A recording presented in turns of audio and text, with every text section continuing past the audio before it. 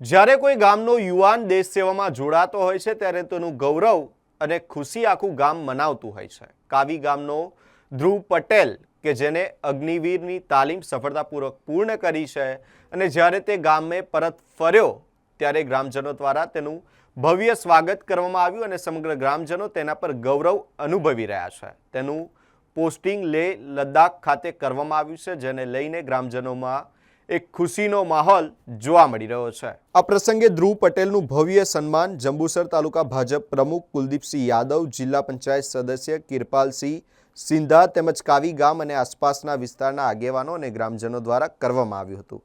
કાર્યક્રમમાં મોટી સંખ્યામાં દેશપ્રેમી નાગરિકો ઉપસ્થિત રહ્યા હતા. સૌએ ધ્રુવ પટેલને ઉજ્જવળ કારકિર્દી અને દેશ સેવામાં સફળતા માટે શુભેચ્છાઓ પાઠવી છે.